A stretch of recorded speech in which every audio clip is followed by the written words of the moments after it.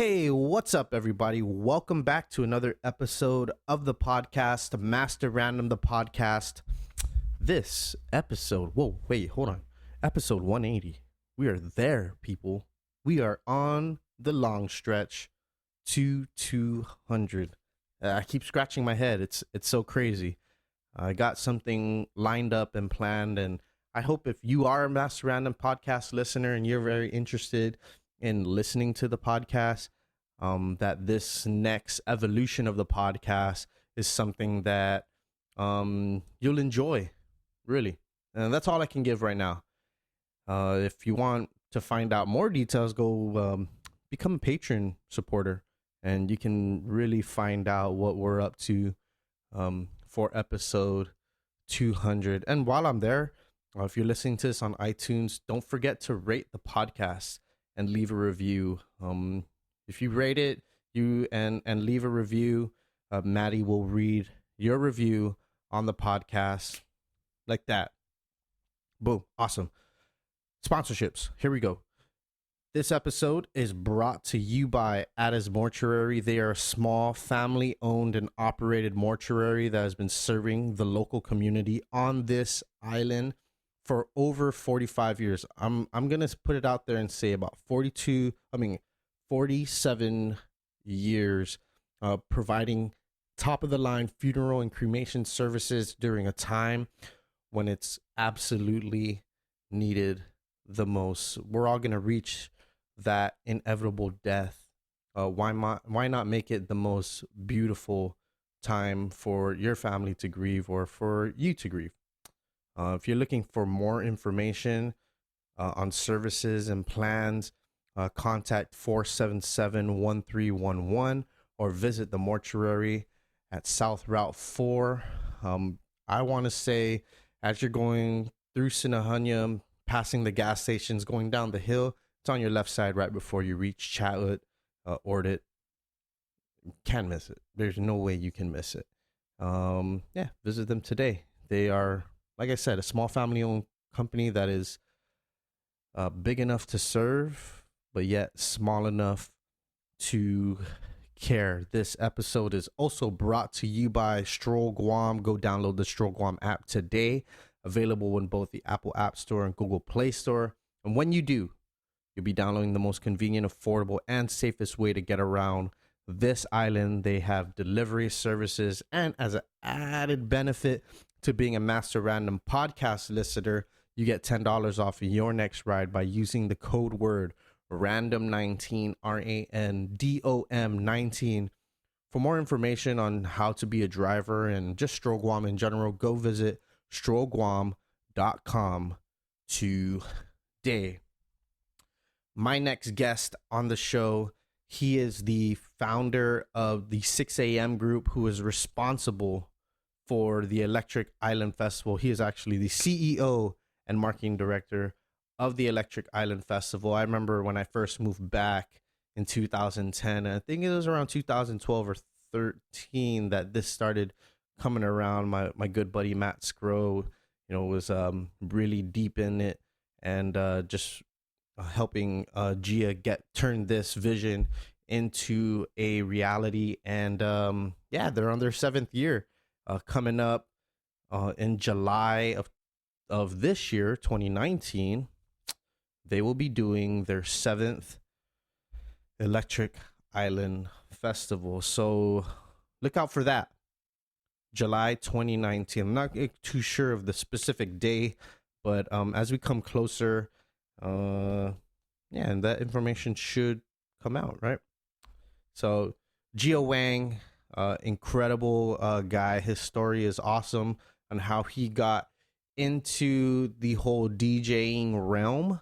I want to say realm because he just he's just not a DJ.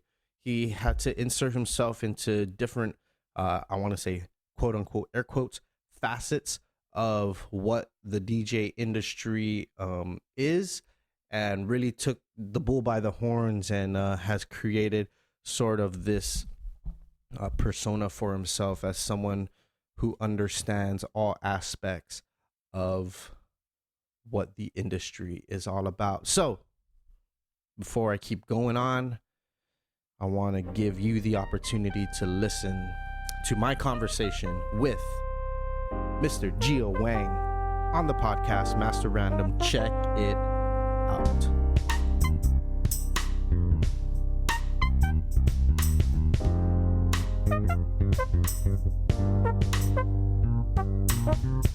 Independent projects, side projects. So I feel like these creative spaces are good. For sure. And we're started. Looks like we're started. We're started. All right. Welcome to the show. Yeah, you mentioned creative spaces. I think it's something that's really building here. Yeah, here for on Guam. sure. Entrepreneurship has like skyrocketed over at least the last 5 years. Absolutely, When man. I first moved back to Guam in 2010, there was no real belief in entrepreneurship. You know, it's still that typical road of the American dream. Right. And I went through it. I mean, I went to college, and I still have a 9-to-5, and this is sort of like my hobby, Right. in a sense. Your passion. Right, my passion. What fuels you? Exactly, man. Yeah, I mean, but enough about me. No. You, man, how did you get into everything that you're in now? I remember when I first moved back, nothing existed like EIF, and then all of a sudden, 2012, 2013, now EDM has like graced the surface of Guam. Is this something that's always been a part of your life? And I remember I was a freshman in high school. You were a senior, and after that, I just Right. Kind of heard of you until EIF, and they're like Jia Wang. I was like, Jia Wang, the basketball player? Yeah. Yeah, exactly. So that's pretty much what I was known as growing up here in Guam. And after I moved to stateside, it wasn't until my last year of college, and granted I took the victory lap, so going into my 5th year. Yeah, just pull pull it. Senior year. Pull it down a little bit so you're not having to. Okay, cool. Yeah. Yeah. Okay. So it wasn't until my last year, senior year, that summer, I actually met up with a bunch of friends from Guam in San Diego, and they were the ones that's like, hey, come check us out, and we're gonna be hanging out and whatnot. I think you might, like this party. Right. I didn't really know what it was. Like around 2005, 6. 2006. Okay. Yeah, 2006 summer, and I got introduced to it. And during that time, I didn't really have much of a passion. Right. Basketball was pretty much my entire life up until that point. And after realizing that you're not going to the NBA or playing pro, that kind of affected me in a way. Just kind of going through life, going through the motion. Did you ever like try to play in college or anything?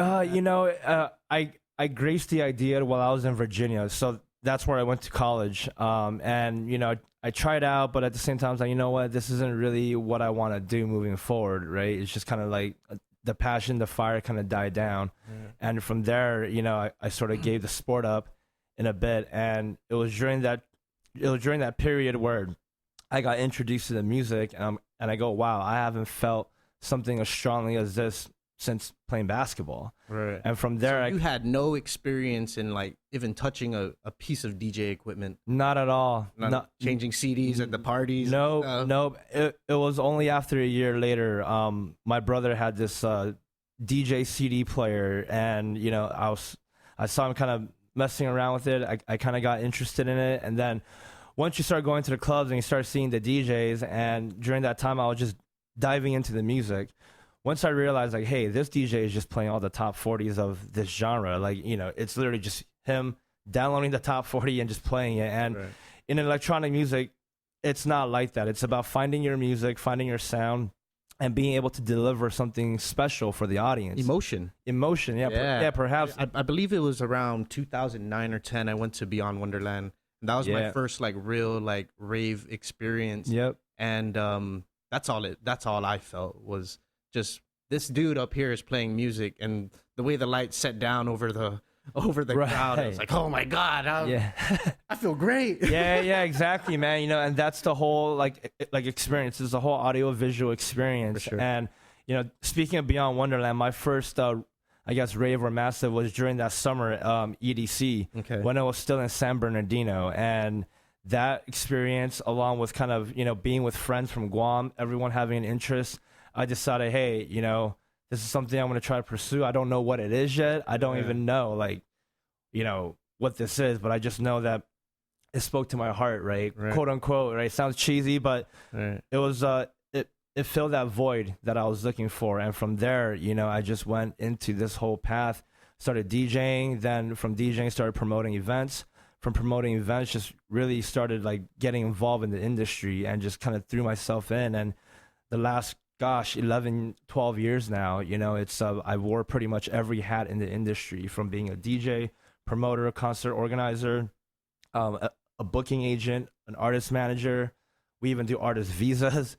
We do social media marketing for, you know, for the industry. So really kind of just went in with that mentality that I had with basketball, is going all in. But this time I knew that I wasn't going to give this one up. But how did you know where to insert yourself into the industry, right? It was still like a real budding industry. I mean, it wasn't as popular as it is today, and plus social media isn't around to where you can just like message someone like, hey, can I just play here? It's like you had to do all the literal legwork to getting yourself out there. And how did you know you were good enough to even put yourself into the scene? Where were you at? Were you still in Virginia? Did you now? Yeah. So what happened was after my senior year, after I graduated, I moved to San Diego for a year, and that was really when I got really deep into it. So it was during that year in San Diego, I really started digging deep on the music, started to learn how to DJ. Then a year afterwards, I moved to LA, and I think that's when everything kind of changed in a sense. The city's huge, the market is big, and that's when I launched my company now called 6 a.m. Group. I wanted to build a platform to be able to, I guess, express how I wanted to promote the music, how I wanted to sort of get involved in that sense, right? Right. And yeah, what happened was, when you get into something as, you know, I guess arts or music, you always get excited in the beginning, right? Like, yeah, this is what I'm gonna do. Gung ho. Yeah, exactly. I got this. It's like right? That trip to Vegas, the first 30 minutes, it's like, yeah. And it was, all right. Calm down. Right. Exactly. Wait till we see the sign. Exactly. So I kind of went in with that mentality, and lo and behold, man, believe it or not, after, you know, it took me 3 years to get my first DJ gig. Wow. Yeah, because I just did not know how to properly network, or either that, or I guess my music or my mixes weren't good enough for people to actually book me. So how were you doing it? Were you creating mixes? Or were you creating your own music? It was more creating mixes. For me, the whole DJing aspect was where I had the interest in, right? Eventually I did kind of sit down and try to make music, but my heart wasn't there. And I'm not going to lie to myself and, you know, to go into the studio and make music. Right. Instead of going that route, I actually got into event promotions. But let's back up a little bit more, right? Sure. Being in the bedroom, just kind of practicing for 3 years straight, that's when I knew I was ready, right? It's kind of like being in the lab, right? Like you're just at home, you're like, dude, you got this. And, you know, 3 years in the decks, no one's heard. That's how I actually built the confidence. And eventually my mixes got better. I started networking better. I built my little following. And from there, I got my first gig. And that's really where things kind of took off in a sense. Then after I started DJing a lot, I felt another void. Right. Like, just, this is cool, but it's not really making me happy that I thought I was gonna. Did it become like an obligation or something that was now? Because I played in a band here on Guam for maybe almost 3 years, and there was a point where music felt like an obligation. Like, oh, okay, just got a gig again tonight. You know, that's how I felt. Jam, play the same set one. Yeah. Should we mix set 3 to set 1, you know? Right. And I think, you know, with respect to creative arts, that's when you know you're in trouble. When it starts to feel like an obligation. Right. When you feel jaded, when you feel like a hamster in a wheel, and then you start questioning, like, all right, what is all this? What does this mean? For sure. And because at this point, this is something that you're putting all into your pretty life, much, right? I mean, what did you graduate in? I graduated with an accounting finance degree. Okay. But I actually had a job for 9 years with the same company, just so I can have that stability, the support, to be able to kind of push this whole music and event. I know what I'm doing right now with this podcast, you know. Hey man, everyone's got to hustle, dude. That's sure, you know, and that's the beauty of creative arts. It's, if you really love it enough, you will do whatever it takes to make it happen, and being able to find purpose and meaning behind that. For sure. Yeah, man. When I first started doing this, there was a point a couple years into doing the podcast, and I was just like, do I want to even do this anymore? And I was Right. kind of like losing the love, Right. and then I told myself, I was like, man, I have to, like, if I really want to be passionate about this, I have to really fall in love with it, like be in love with the process, whether it sucks or not. And right there, I figured out, like, if you're doing something and you don't want to do it, but you do it anyways, and it makes you want to do it even more after Right. you do it, there's your answer of whether you should be doing it or not. Yeah, for sure. I think you definitely hit the nail on the coffin with that one, right? I mean, loving the process, and it's not just loving the good moments, right? It's about loving the entirety of it, the part that sucks, the part that nobody sees, the part that nobody wants to go through, right? Everybody just wants to see the success and be like, oh, well, that happened overnight. It's like, no, dude, it took me 10 years. It took you however many years Right. to be able to do this. And I think, that's what's part of it, is going through the process and staying true to the art and just really grinding it out, man. Right. So now you're grinding out in getting gigs and being an event promoter. Yeah. And so how does everything like tie in? How did everything start unraveling for you? Yes. So to speak. I would say it was after I landed my residency at Avalon. So Avalon, for those who don't know, it's like a major nightclub in Los Angeles. Okay. I landed a weekly after hours gig over there, and it was through that where I met my mentor, Steve Pryor. And he really changed my whole perspective on this. And to kind of give you an example, this music industry per se, right? Everybody always, I guess, sees the DJ part of it, right? Or the artist side of it.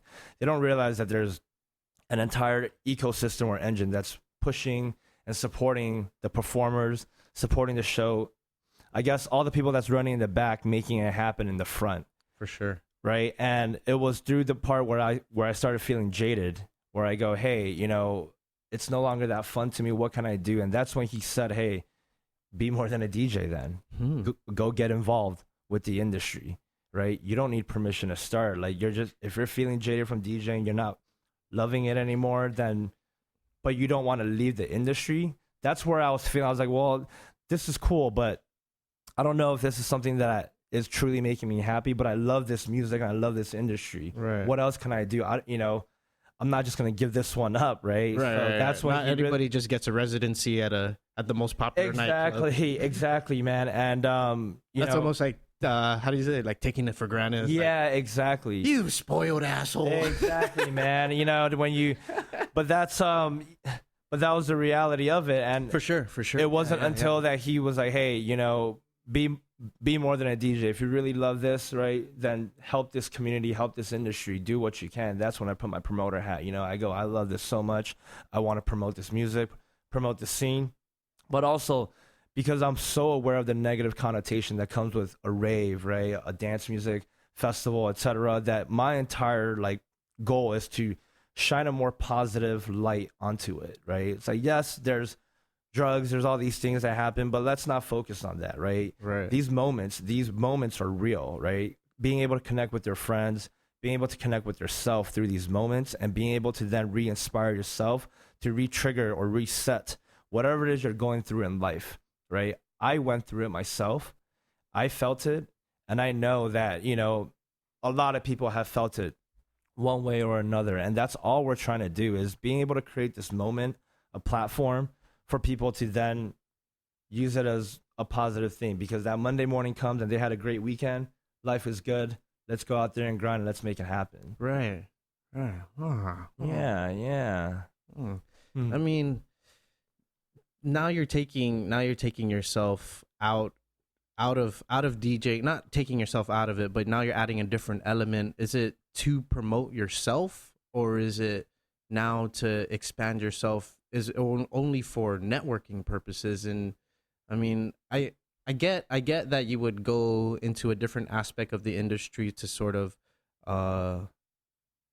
not get so burnt out, Right. But what did you see was the added benefit to adding this? So what happened was, after that, we launched our website, 6amgroup.com. We started blogging. So through this, medium, we started reaching out to local artists, local events, other labels within the LA County. Within the LA County first, and the more local, to see how we can help use this platform to push, and then eventually our outreach for the blog and website started reaching more and more readers online, and eventually our and this was all before social media, all before the Instagram. It was right. MySpace. It was right during that time, like 2010, 2011, Okay. during that time, Right. and launched a website. Just started blogging, started to promote other events beyond just yourself, because I think where that emptiness came from was that in the beginning it was all about myself, right? I mean, let's be real.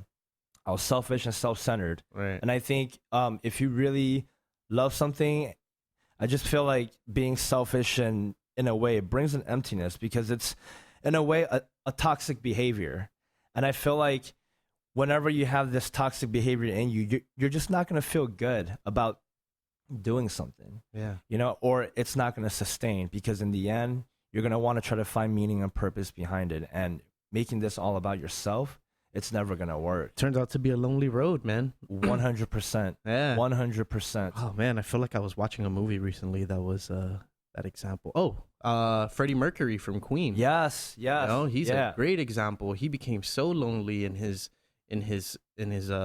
journey to stardom and fame, and to where his habits were getting the best of his music. He left Queen, went his mindset, right? I mean, the solo albums totally flopped, and then he ended up contracting AIDS because of all his habits and all this, whatever it may be, right? But in the end, I felt like in that movie they really pointed out how lonely he became.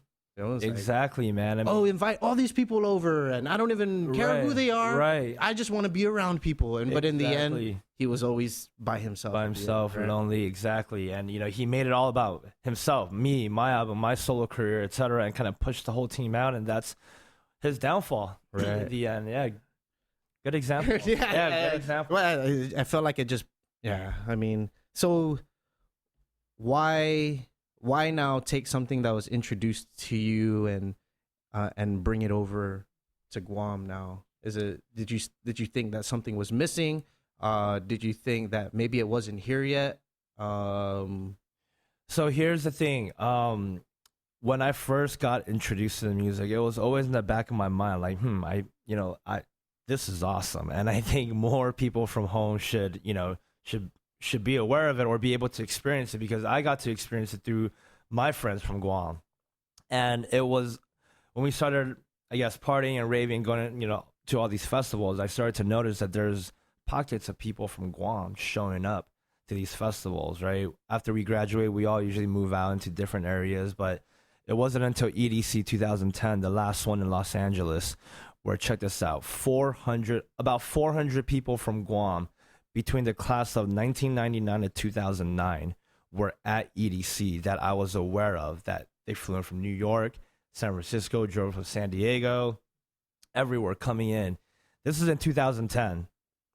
And that night was when it triggered. I go, wow, I think Guam could be ready for this, because the buzz is there. Social media was kind of just now. But it's not like it never existed. It had to be underground or something, right? Yeah, so you're right. So I guess since we're on a podcast, I can share a little bit of an underground story that happened in Guam that not a lot of people know about. Sure. Yeah. Back in the day, my older brother, and his friends were actually doing these underground raves and parties at the old J&K Hong Kong restaurant in Marine Drive. You remember that Soraya on Marine Drive with the 2 stories? With the lions? With the lions, exactly. So the lions. So that was the root of, I guess. It wasn't a bar there before? It was a bar downstairs, and then it was a restaurant upstairs. Okay. So what they did was, after our parents and my aunts closed the restaurant, they turned that place into like this, underground kind of dance club. They would fly DJs in, and they would throw parties, and that was essentially, I guess, the beginning of kind of like Guam underground dance music, house techno culture. This is like when you're in high school? Yeah, my sophomore year, but I was completely blind to this whole scene. My brother just graduated from high school, and, he started hanging out with other people. And during that time, I was blind to it, but eventually I was told the story. And it was actually through that story that kind of re-inspired the idea of like, hey, let's actually bring this back, but let's do it the right way, right? Let's not do this underground, because what happened then was with anything underground, right, and it starts to get big, there's too much attention, there's too much heat, and eventually there was just, there was just too much heat, right? And it was not sustainable. And then somewhere in 2003, 2004, I think the scene kind of went a little bit dark in a sense, because it just, my brother moved away, everybody kind of stopped, everybody moved away. And that was the dominant decade of reggae music. Yes. Guam. Yes. Yes. That's what you expected of music here, was that sort of islandy reggae, California reggae especially. Yeah. So during that period, there was nothing going on, and it wasn't until Ronnie Perez, Drew Mariano, they started this hush party, and they started repushing house and techno along with other music.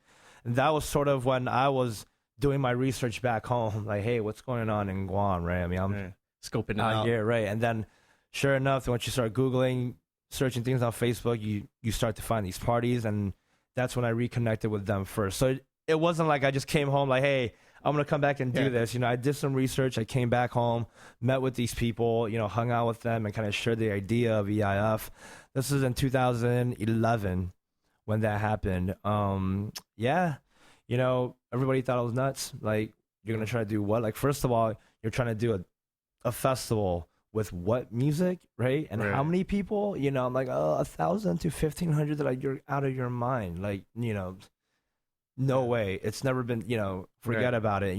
Bring third world here. Maybe people will. 3,000 people or 2,000 people. Yeah, right? And it wasn't just pushbacks from, there were a few believers like, hey, I kind of see what you're doing in LA, and maybe this could work. But then everyone was definitely more on the. Did you think that your resume would help sort of push or drive this idea? A little bit, but it didn't stand a chance when I took my first few meetings. But they're just like, you know what, it's cool, it works out there, but I just don't think this is for Guam, right? And we're so blinded here. You know what, dude? And I feel like that's our curse here on Guam, is that we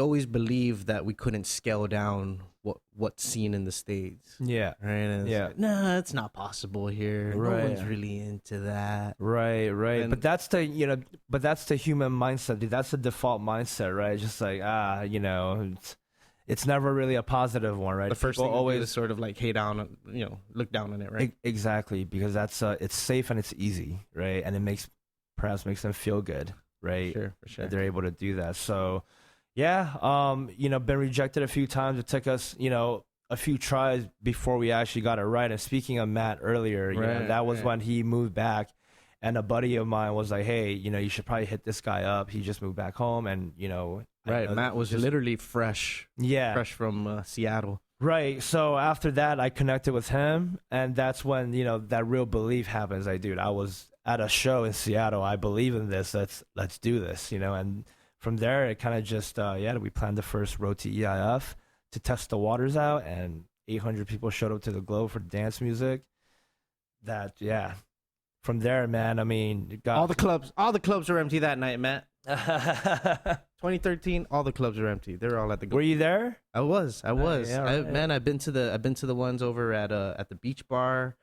When you guys had the fireworks, right? Yeah. You guys have fireworks. Actually, every year we have fireworks. Right. But the first year at Beach Bar was a special one because it was right on the beach. It's in Paseo, right? Paseo year 2. I had a friend who paddleboarded from. That was your friend? yeah, that was my friend. I'd like to meet him. They paddleboarded from the other side of Agana with a cooler of beer. Yes, I know, because that's somewhere we're like pointing. They're like, "Who are those people over there?" It's cool, but not gonna think of it. I still do remember that. That's funny. Yeah, and now you come home for the 7th one, and now you have a plethora of DJs at your disposal almost, right? That is the beauty of this, man. The first 3 years, believe it or not, there was probably maybe 3 or 4 people that I trusted that can play this music. Now it's like, man. Have you been out to see, what's out there? Yeah. Been home? Yeah. I've actually been out every night. That's why I'm a little bit tired right now. But part of the reason why I came home this time was to really purposefully try to reconnect with sort of what I call the young, like the next generation of artists and DJs. You know, I follow the scene in Guam, and I'm starting to see new names on flyers. So every time I come back, Josh, DJ Silent, will always introduce me to the, you know, next wave of people, and he'll kind of pinpoint me like, hey, this is, you know, who you may be interested in booking for your events.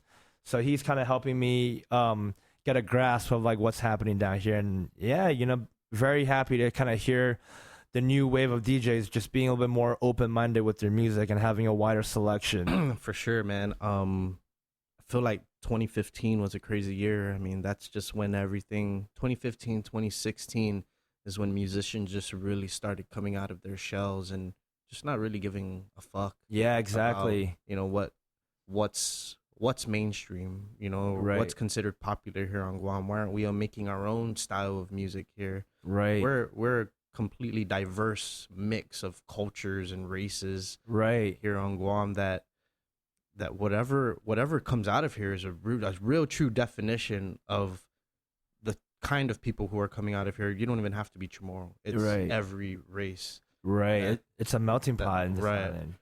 So Yeah.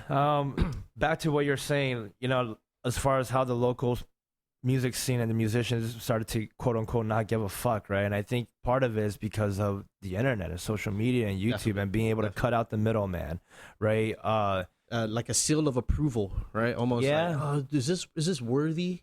Right. All right, let's see if it's worthy. Yeah. Fucking make it and throw it out there. and see. Right, exactly. And you kind of have to put yourself in that mindset and not really care about what other people think. You know, I think people get too psyched up or get too crippled about other people's opinions, right? One, like, that sucks. Dude, that can like destroy a musician or any creative artist. But you gotta have to have that strong mindset. And I think, you know, having these platforms, it really kind of, I guess in a way, it tests your mindset, right? Like if you put it out there and you get instant feedback, how do you push forward if someone's like, you know, or you know, on the other spectrum is people actually really like it, right? And that does something to a musician's or creative artist's mindset and I guess confidence. And being able to have that validation, I think that was non-existent, is so important in terms of how these artists push forward and get feedback and continue to evolve themselves. Right. How did you do it? You know, it seems like you were going through an age, or you were doing this in an age where it wasn't social media driven music. Yeah. You didn't have SoundCloud where you can just throw your shit up on and see what happens. Right.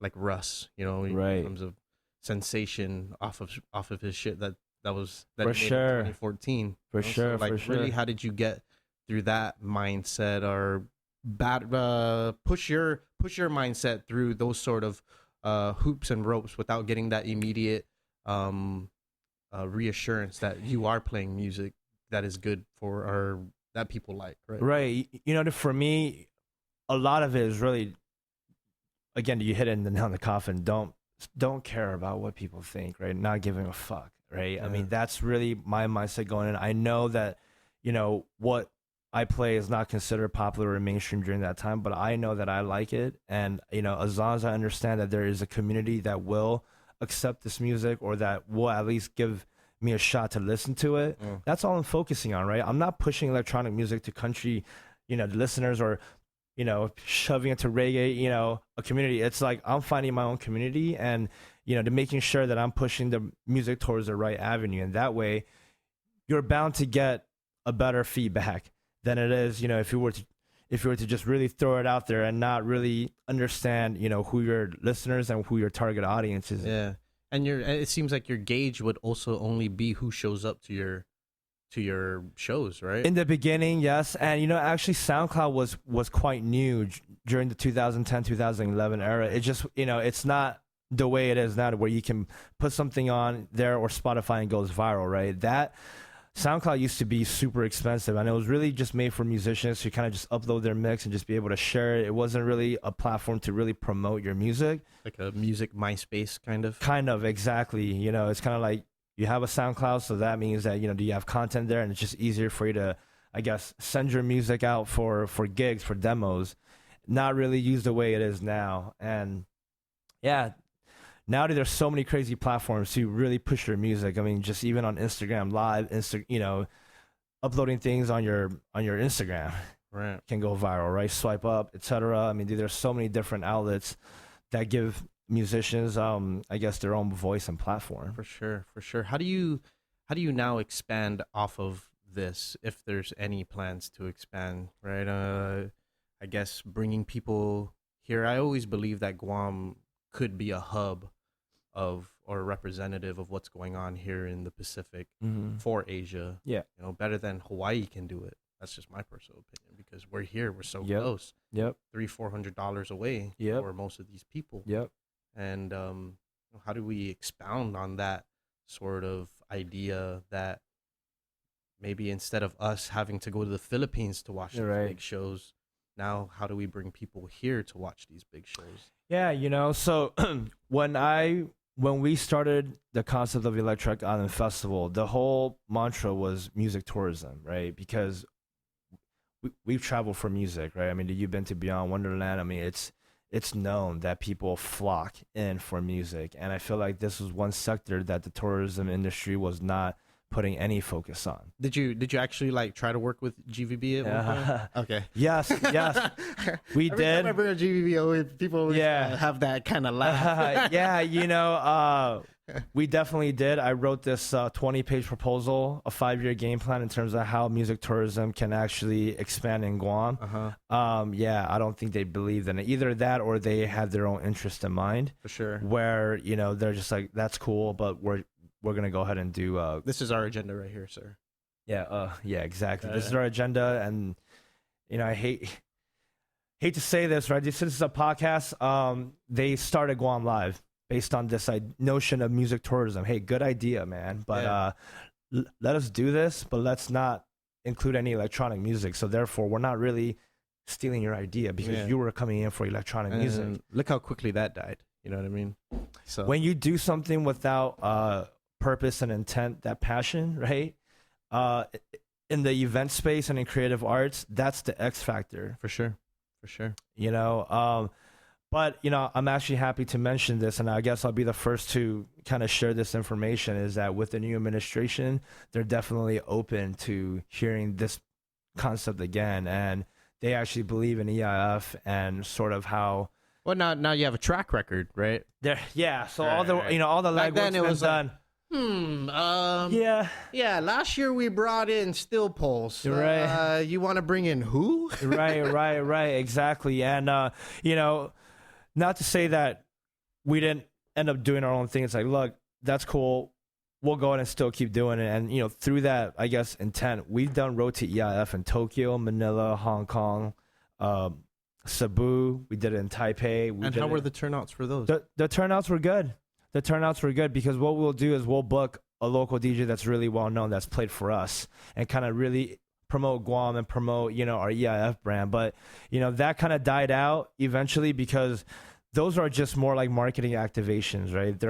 It's really just an event there. I mean, we're not making much money. If anything, we're just investing and spending as like a way to market it. And eventually, it's like I'm getting my team to do all this work, right? Not getting too much of a return. And it's not to say that money is important, but it's a lot of work. And I just feel like, we should be supported by XYZ organization, aka GBB, right? In terms of doing these initiatives and making real connections.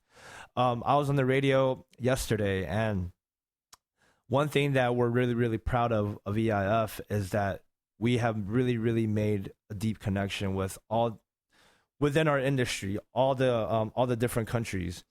With Ace here, POW here, I mean, they're partners and residents at Xylo Manila. I mean, we've brought in club owners from Taipei. We brought in, big industry DJs from Japan, from Womb Nightclub. They hosted a stage in 2015 when we had the 2 stage, and through that, real friendship and real connections were made. I mean, they are now our friends, and we're still friends to this day.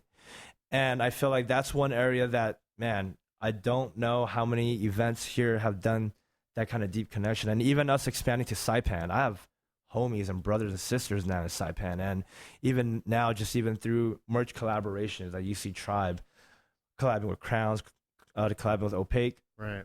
I think it's really through that, I guess, ripple that was that intent. Everybody's like, hey, room for collaboration. There's room to like it's not reach always out. it's not always a competition. Exactly. Yeah, let's work with each other, right? We think that because Guam's small, the landscape to do good for yourself is also small. It's a mindset thing, right? It's a scarcity mindset, right? It's never enough. It's not enough. It's my pie. In a sense that there isn't enough room for the two of us. Correct, exactly. But I think that's it. It goes back to the scarcity mindset. Now the pushback is, well, Guam's a small market, right? My pushback is, I think if we play this thing right, there's actually enough for everyone. And a good example is, the native guy, Jared. He's been doing big concerts. Right. We talk all the time. Let's just not do a concert on the same weekend. How about that, right? Right. You get yours. That's cool to respect that. We have ours. The market's big enough. I think if we split this right, give people some breathing room to make things, concert tickets aren't cheap. We understand that, right? But I think so they're not buying weekend. Either go this weekend or this weekend. Right. And we're mindful of that. We're mindful of the economics, here, and we're just very mindful of consumer behavior. And so we actually do work together in that sense where we don't intentionally try to compete against each other, right? It's not good for the scene. It's just not good for the creative art space because we do understand that it is a smaller market. Right. But with the more abundance mindset, let's not compete against each other and let's each get ours. Right. I feel like with the music promotion or just having concerts here, I don't maybe this just might be my personal opinion. Mm-hmm. It always seems like it has to be on a large scale every time someone comes here. And it's kind of weird. I feel like there's always a lose out. You're always bound to lose out when you're trying to make it so grand and big, like trying to get so many people, but it seems like it costs so much just to get someone here. Right. Might as well fucking push for that. For sure. That maximum capacity, yeah. Exactly. At least speaking for the main event, yes. I mean, there is real money and dollars being spent on production, flying these DJs up, hosting them, booking them. I mean, there is that aspect of it, right? And I think you're absolutely right. I think the Guam market in general, right? Because it is a smaller island, right? The word hype, right? It's a real thing here, right? When you make something bigger than what it really is, or what it or what it could be, right. It drives that hype. It drives that attention, and in a way, it kind of is a marketing tactic in a sense, right? But going back to what you're saying, and what I'm actually seeing in LA.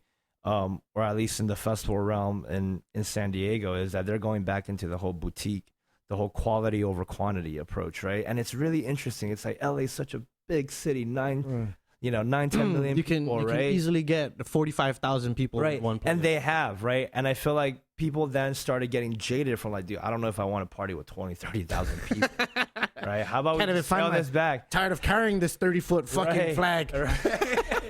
Going from one stage to another, right? And man, dude, you're aware of what's happening, and for sure. And I think because it's a small island, we go big, but now it's like in a big city, everyone's tired of that big thing and they want to go small again. Yeah. Because everything in Guam has always historically been small. It's a small island, just it's just who we are, like in a sense, and that's why I think in a way the people from Guam is always trying to go out there and really be proud and try to represent who we are, because we are from a small island, but we have a big heart going into it. And and I guess not to spill too much information, right? We're mindful of that like it's been going on 7 years every year. I mean, it's just like promotions like crazy, right? I mean, dude, you go to the movie theaters and you're seeing us in the previews, like, geez, can you guys go away? Like, I mean, I get hit up from my friends in high school, like, dude, like, I'm just driving, man. I'm seeing, you guys are everywhere. What's going on? And I understand that, but moving forward in terms of how we then expand on the creativity side is we are currently right now conceptualizing on a more small kind. Everything that's EIF. This new kind of concept, which hopefully we're going to be able to launch in a few years, is the complete opposite. Yeah, man. EIF. I feel like I feel like for me, it's all about experience, and I feel like Guam concert experiences has become almost monotonous. You hear of a reggae band coming to Guam, and you're gonna expect the same setup, the same truss, the same tent, the same barbecue vendors in the back. Yeah. Maybe a T-shirt vendor here and there, but Right. you're not changing up. It's not changing up the experience. Yeah, you're changing the music or the headliner who's coming, but I'm still at Epal Beach Park, or I'm still at the Jigo Raceway, or I'm still at Leo Palace, and it still feels the same. And I feel like over the years, that's what's sort of been missing with at least the reggae, with people bringing in reggae artists. Right. I feel like Trench Fest. I helped out with Trench Fest. Nice. And I feel like they're doing good things. Yeah. They haven't thrown a show in a couple of years, but very successful events, and it was just. I feel like it was so successful because, it was an experience. You even had the bands after they finish. The bands who flew in, they're like mingling with the crowd, taking pictures. Like, whoa. He's just not hanging out in the green room. He's out here like taking pictures with me and shit. Yep. And that's what sort of changed that whole aspect of what Trench Fest is about. And like up to now, people are on tour like, I'm ready for another Trench Fest. Right. And when you put that sort of like feeling and emotion into somebody from an event, yeah, you're doing something right. For sure. I think part of the challenge really, for promoters who's trying to do, I guess, concerts or festivals here is also the lack of production resources, right? You kind of have the same go-to. Right, people. And it's, not to shit on them. Right. Not to shit on them. I feel like yeah, no, I'm like... Sorry, I really like Jam's Media, Yeah, for sure. And Jeff Sanchez, right? Jeff's been great, man. I mean, he's been, He's even upped it to even like the screens, the way... He has. And, every year, I always, have... He even does fireworks himself. He does, exactly, yeah. So, we've been working with him, and he understands that, and he's always trying to improve his equipment and stuff. I mean, these things are not cheap, right? Yeah, you also have to understand that our budget's only a certain amount. If he buys equipment and dumps it on us, I'm pushing it like, Jeff, this that's yours. But then it's like he's investing in this. Keep the fireworks. Right. So I think it's just a matter of then it comes down to the promoter. Like, hey, look, it doesn't always have to rely on, new LED walls or new lasers and all these things. It could be other aspects of creative production, which is a big theme for us going into this year's EIF, because you're hitting the nail on the coffin on everything. Sorry. Because I am feeling, because we are starting to feel that, like, okay, it's going into our 7th year. We, what can we truly do, to sort of bring either the stage to life or bring something else, because we've just been focused on really just promoting the event, running the show. I mean, it's a lot already, right? And then you have to add a whole creative aspect on it. For sure, yeah. That's it's not easy, but I'm challenging my team. Like, look, it's our 7th year. We've got our process down. Like, let's get creative. Like, let's talk about it now. What can we do where people... How can we bring in some fucking animatronics? Right. I mean, how can we create that experience for people, whether it's visually, appealing? Yeah. What is that going to be? So we've been actually working on it. Hopefully this year, we're going to be able to kind of bring a different feel and vibe into it. And there's a big announcement coming up pretty soon. Yeah, you guys got shows all throughout the year. Yeah, I noticed that. Yeah. That's plenty. Yeah, we call this the EIF season, man. I feel like after every EIF, everyone's always like, when's the next one? And, as much as we only do the big one in June, we feel like there's enough people, at least 600, 700 people that's still craving for just something every 2 to 3 months.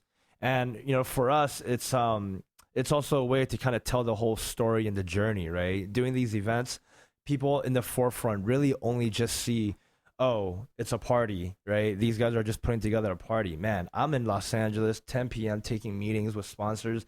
There's real work that goes behind this party, quote unquote. Right. I mean, we are busting our ass off to make sure that we're able to create this. And, granted, a lot of the times we don't make a lot of money, right? Yeah. People think that we do, but it's like you don't realize how many free tickets we give away. Yeah. Right? Just so people can come and experience it. So for us, it's like, look, we're working all year long, right? If you're hustling, I don't care what field you're in.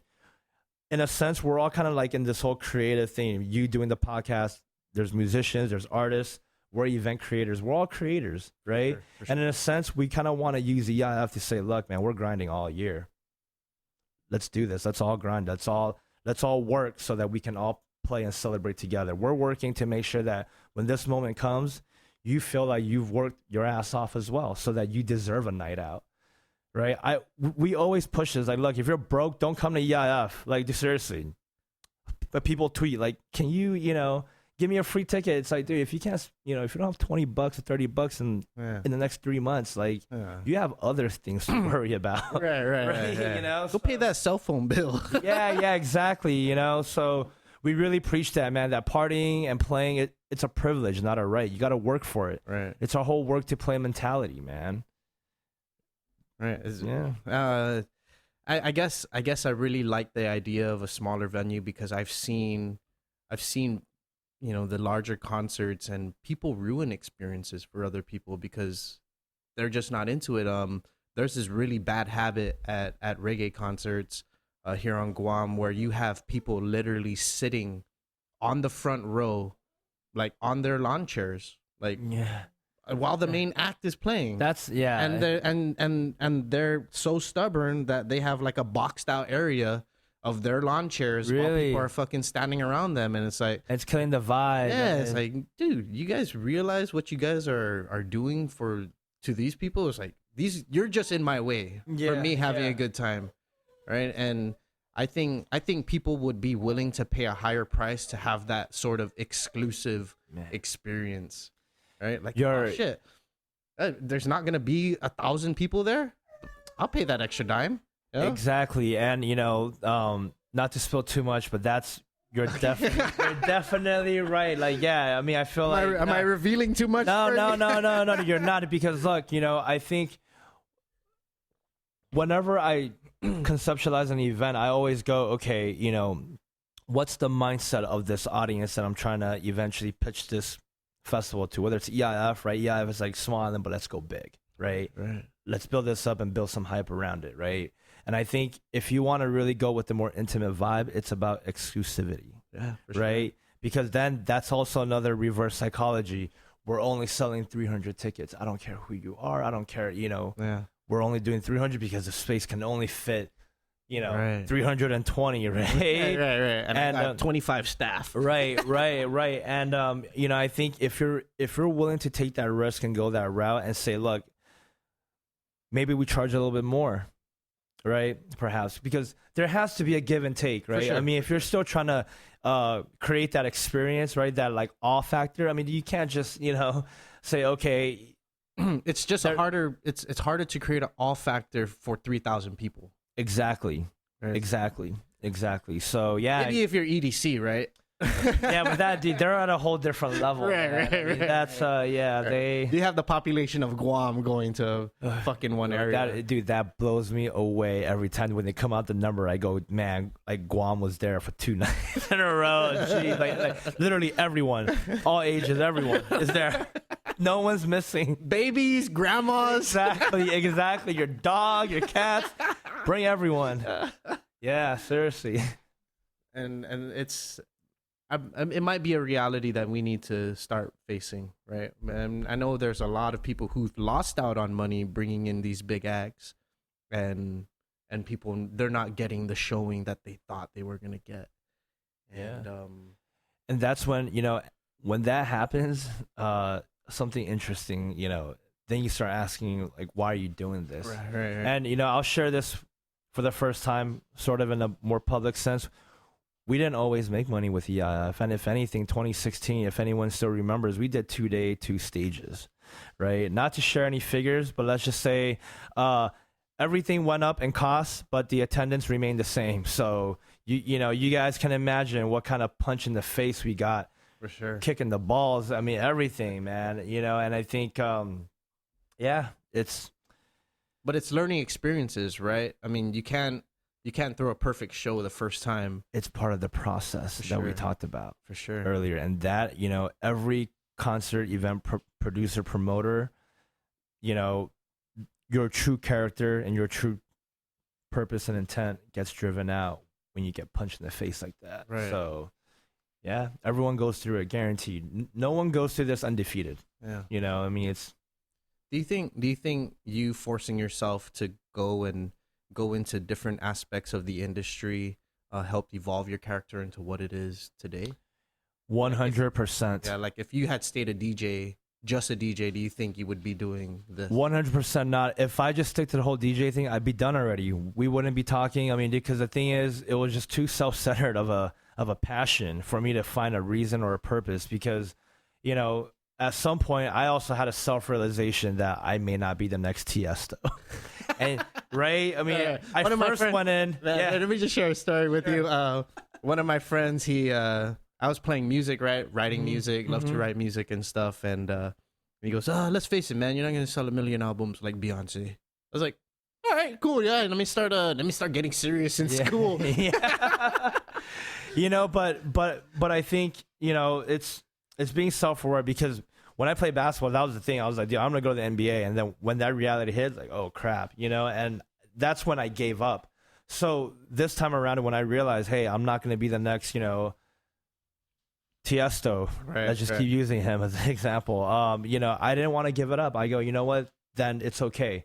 What I didn't realize in basketball was that, hey, I could have been a coach. I could have been a trainer. I could have been all this, but I was too self-centered. No, I want to be the guy that shoots the ball, catch the ball, right? I want to be the one that's, and looking back into it, that's fucking, yeah. Looking back into it, man, I'll tell you this. I realized that I like the idea of being a basketball player, but not in a sense of really going through the process. And, you know, the late Tony Thompson would be pretty upset, you know, but I'm going to be true to myself, man. There were times I cheated practice. You know, I just didn't do that extra thing. I didn't, you know, and looking back, you know, perhaps that's the reason why this whole basketball thing didn't take off, because for me, it became like, yeah, you know, it was a cool thing, you know, what I, you know, playing for FD, et cetera, right? I mean, but after the game, we're gonna go drink and party. Exactly, and hang out, and you know, that's right, and that's that. And so with electronic music now, this time around, it's like, look, you know, be more than a DJ. And through my experience of wearing multiple hats, it gave me a really like wide perspective, a multifaceted view. And even though I'm not a true musician, and I say this because I don't write music, I don't produce. I've actually learned to. Sorry, bro. No, that's all right. There you go. I've actually learned to understand the mindset of these artists that are going through the process, and in a sense, you know, most people would consider me now like either the big brother or the coach of the industry, and it really was being a artist manager and just hearing artists cry, coming up with their own excuses, right? Being an agent and hearing, you know, artists cry. Damn, you expanded all the way to there. Yeah. Like representing. Oh, yeah. We DJs. represent other DJs in Europe right now in North America in the techno field. Yeah. So I'm also an agent as well. I mean, it's hard work, man. So you're traveling a lot then too, huh? I'm traveling a lot, going with them to shows, meeting other promoters now, right? My peers, perhaps. To just being really, I guess, an overall rounded view of the industry. And I think, like you said, through that experience, which I don't think a lot of people had the, I guess, opportunity or even had the will to like wear this many hats. Or maybe even the awareness to even think it's possible. Yeah. And the one big thing that I kind of came into conclusion is that, dude, this music industry, forget about electronic music. Let's just talk about music industry. It all works in a cohesive manner, right? Without the artist, there's no content or no show. But without the promoters, there's no event. Right. But without, you know, the audience, the fans, dude, let's even include them. Who are we selling and promoting to? Without the artist managers, who's doing all this? The tour managers, then all the people that's running the whole thing, right? Everyone, it's all part of the ecosystem. And where I kind of bash artists now is like, dude, relax. Because if we pull the rug off from you, you're just singing by yourself. You're just, you know, you're an artist, you're talented, that's great, but don't be too damn egotistic, because there's so much more that's happening behind you and beyond you. And that, you know, through time, you're only going to get your 15, 20 minutes. Right. But after you're gone, we're going to, you know, help the next artist. Right. And, you know, that's where they really have to come into conclusion, like, hey, you know what, you're right, we're all part of the ecosystem, let's all work together and see how we can, I guess, push this all together. I hate dealing with egotistic artists and industry people, man. That's just like, like, dude, we're not curing cancer. No one's curing Alzheimer's. What, like, you're not taking us to the moon. Right, exactly, right? And it's like, look, how lucky are you to just be able to choose this in life? Like, why are you depressed? Like, I'm sad. All right, well, there are kids in the Philippines right now that don't have food or water the next day. Like, let's just take to the extreme, and you're worried that you don't have this piece of gear. Like, dude, come on, man. Yeah. Seriously, I go there all the time. Like, I'm sad and depressed because I'm not famous. Like, all right, well, at least you're not starving. You have a roof over your head. So let's just start from there.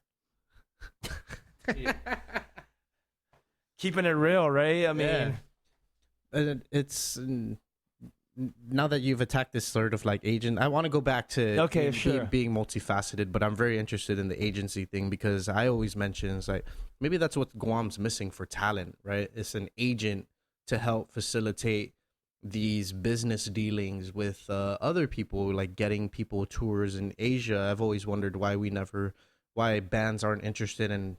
I can't say that now because we've had a few bands tour Japan, right? And we have a couple going next month. Right? I saw Fat Tofu, I saw. Right? And I think Local Deluxe, I believe. Okay. And it's maybe that's sort of what we're missing. Somebody, an agent. Do you think you can find yourself here maybe representing local DJs to get into the Asian circuit? Is there such thing as an Asian circuit? Yeah. You know, there definitely is, and it's actually already happening. You know, I kind of want to push back on the whole ideology of like an artist needing a manager or agent, right? Okay. And let me tell you how all this works out.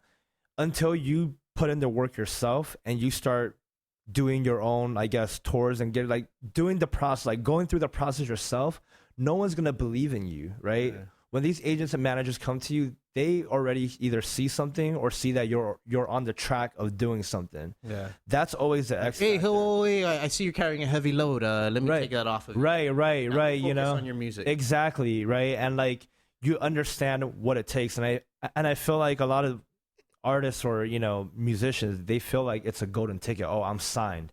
And it's like, okay, now I'm going to go on tour. It's not, man, because that relationship with the agent and the manager, it's a two-way street. If anything, that artist needs to work even harder to remain relevant so that the manager and the agent's jobs are easier to be able to sign them, because it's a two-way street. What are we trying to represent if you're not making good music or if you're not making music at all? Right? If you're not pushing yourself, like how's this even going to work out, right? And so and you see this a lot with DJs.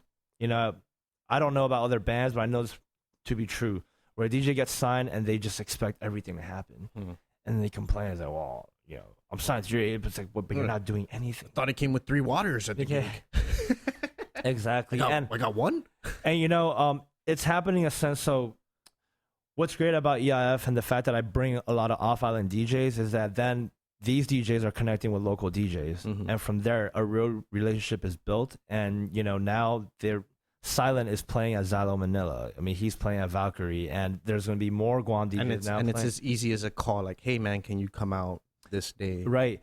Because the talent's already there, right?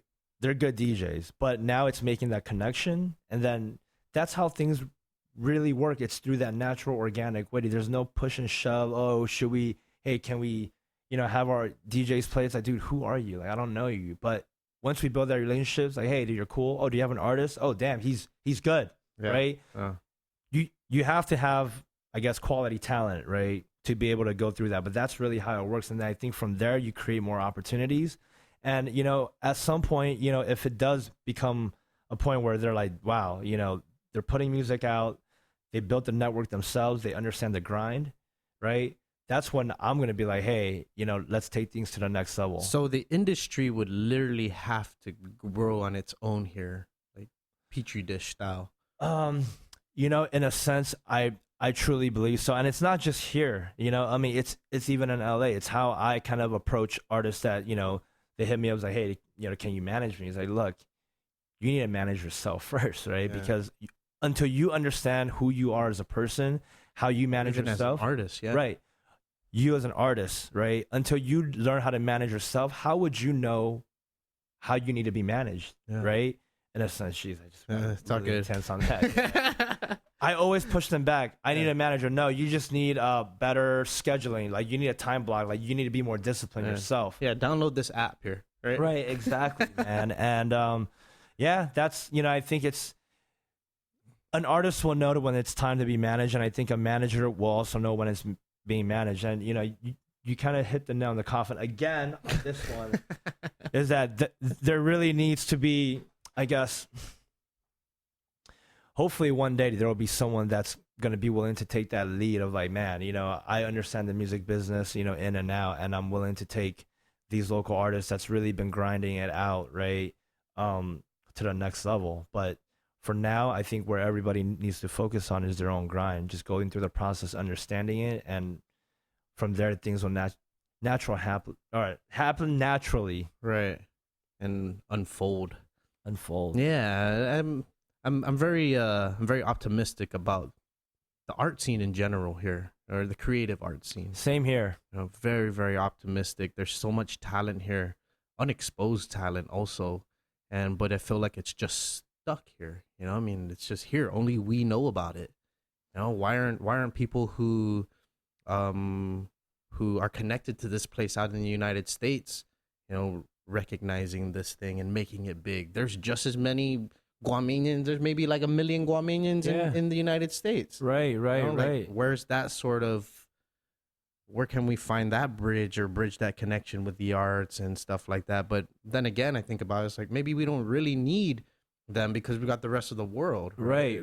Exactly. Creating art here, especially we got the Asian region, where a lot of the Western ideologies of music and art are sort of creeping their way into the Eastern realm, right? Right. No, back to Andy. There was a thought that I had running in my head. It's okay. Went blank on it. Anything in particular? When you were mentioning, crap, I'm going through a blank right now. Just music, bridging the gap. Oh yeah, okay. There you go. Yeah. So the thing is, look, people focus too much on like, okay, well, I'm gonna make local music, and I'm gonna try to reach the Guam people, outside of here, but not realizing that how powerful the internet is. Back to you're saying, oh, it's only heard here, but man, you can actually just publish things on Spotify. That's right. You can upload things on iTunes like you're doing, and be able to kind of break that barrier, right? I think a lot of times too, let's be honest, I think people are scared to self-promote because they feel like, okay, they're being too about themselves. Yeah. But my pushback to that is, look, if you suck and you're promoting yourself, then don't do that. That's a problem. But if you're truly good and there's people like, dude, your music is good, push that shit out, man. Promote it. Because look, if you don't do it for yourself, who's going to do it for you? Right. In the beginning, it's all you. It really is, right? And and I push back as an excuse. Like you're just coming up with an excuse saying, "Oh, well, we're from a small island and this is what we do." And the thing about it is that you don't need to be part of just the island community. There's communities online that you can join, multiple communities that you can throw yourself into, and people will listen to it. Exactly. And all of a sudden, you're popular in Sweden. Exactly. That could exactly. That could happen. And you know what? Back to that is a lot of people is like, oh, well, I want to share my music to the world, right? But I think being more specific, it's like, look, if you can break through just one market, you can break through, right? You can break through essentially the world, right? And like, it could be Sweden, it could be Germany, like, hey, maybe Fat Tofu blows up in Italy, like you never know, right? And I think people just need to understand, where their audience is coming from. And I think through technology, through data, through Spotify, you can really then like put your music out and be able to dissect and really play the science of it, right? But how many musicians are really putting in that work, right? They just go, well, I just want to make music. I just want to make music. But you know what? At some point, you got to be aware of how this whole industry works, right? And a lot of creative and a lot of musicians don't like to see themselves as a commodity, as a business. But I push back and say, well, you kind of are, because you're a brand and you're trying to make a living out of this, right? Mm-hmm. And you're trying to sustain. And isn't that what businesses try to do? They try to maintain a brand. They're trying to make money, a living, and they're trying to sustain their business, right? So, it's really getting the artists to understand that they are essentially going into business for themselves, an entrepreneur, Right. in music. And being an entrepreneur means you gotta, you have to wear multiple hats, at least in the beginning, to understand marketing and promotions, to understand, contracts and stuff. It's not fun, but it's part of the process. For sure. It's part of the, it's not things that they enjoy, but it's part of what you do, though. Right. And you can't just always focus on the good part of it, right? Yeah. I hate drafting contracts. I really do. I'd rather promote an event, be out there, but I know that I have to draft these contracts, these sponsorship contracts. It's a headache, but I got to do it. It's Right. part of the process, right? And I'm sure there are things that you dread about this Every right? day. Every day. Right? And I've been behind on some stuff. You're right, but I mean that's is it as well. I mean, dude, procrastination, that's everyone. That's everyone. It's not just you, man. It's me as well. And and that's the everyday struggle, that everyday resistance that creators go through. Right. Do you think EDM music here on Guam is still in its infancy stage?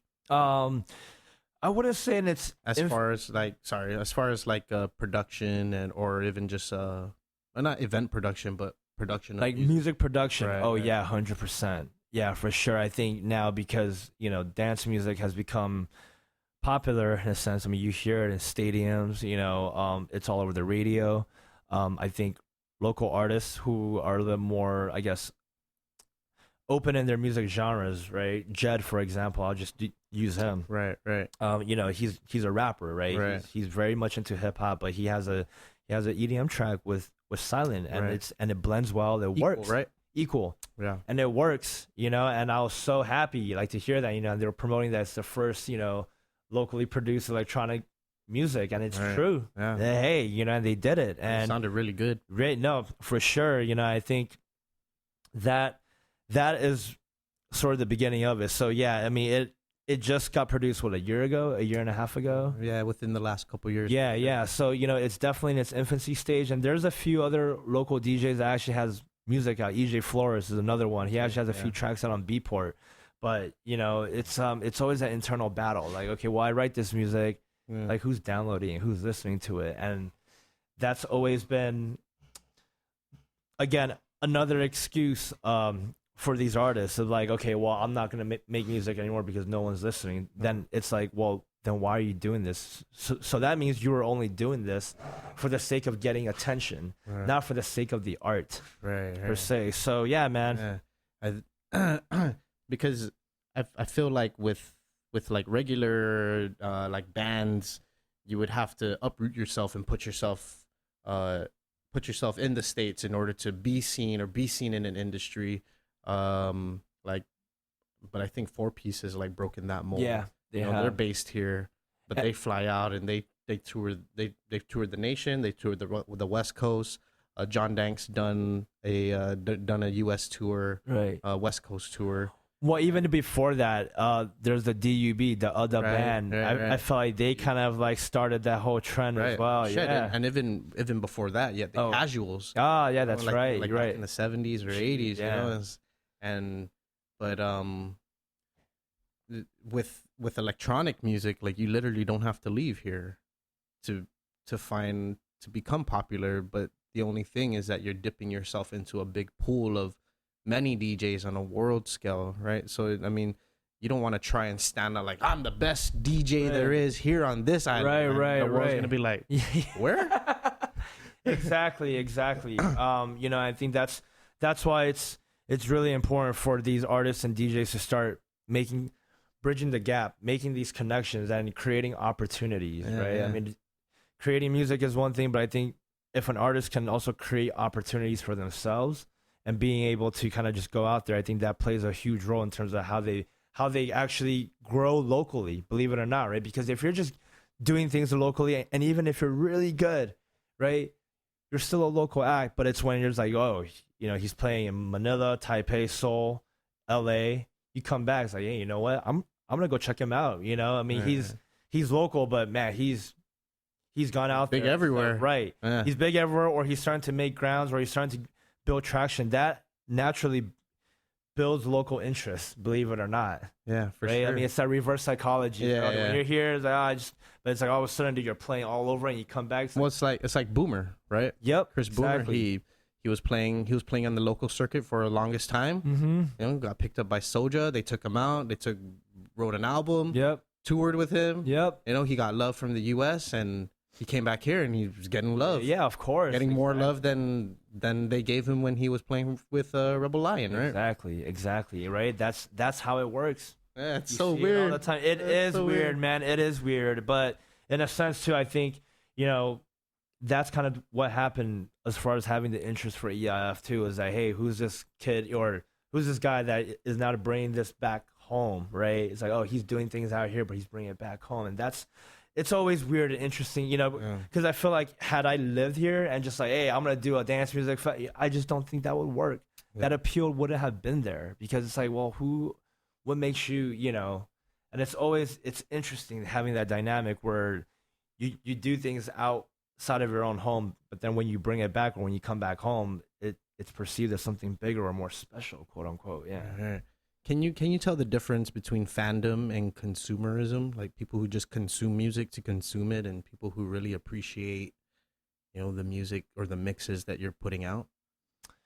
I think fandom is the fans having knowledge, like just really being in tune with like the sound, right? I think fandom is where people that are craving for more, right? They don't stay stagnant. They don't just settle for like whatever the artist puts out. They critique it because they are so passionate about it. I feel like then the whole consumerism aspect of it is kind of following the general consensus and the hype that you're kind of seeing, right? And it's just like, okay, well, if everyone else likes it, or if everyone else is dancing to it, I'm kind of gonna gravitate towards that. And yeah, I mean, it's there's always a fine line, because the consumerism aspect of it is the mainstream crowd, is what we call it, right? I mean, this is where like huge superstars, top 40 acts, I mean, that's where it is, where I think the fandom is staying true to the art. But there's a pro and cons in both aspects of it, because if you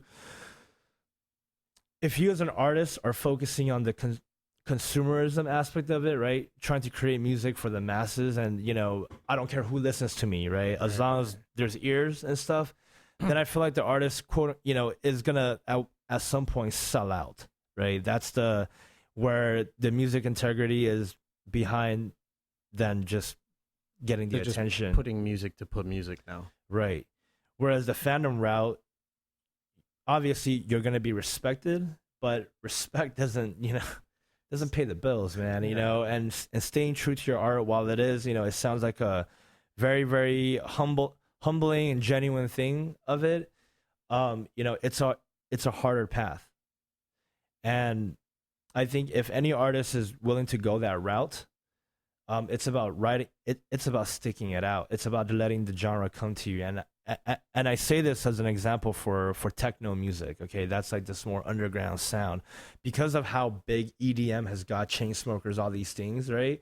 The fandom part of it is starting to want more and more. It's like, you know what? I don't really like this. I really like the music, but I want to evolve. It's becoming popish. Right. It's becoming popish, and I want more, and I want to evolve. And what's happening is that on the left side of the spectrum, there's all these artists that just been like, I only like underground music. I'm only going to play techno. I don't care. I'll work 10 jobs. I don't, this is my passion. And what happens, you're seeing the shift in the whole consumerism going to fandom, is now techno all of a sudden became like this real big genre, right? It's more like, it's more bass heavy. It's seen as a little bit more on the underground side, but because of how big EDM has got, this shift is now going into techno, right, on a more global scale per se. Okay. And the artists that have stayed true to the art are now enjoying this explosion, because they're like reaping the benefits. They're like, what's going on? Like when I came to LA for like 10 years ago, 30 people came to my show.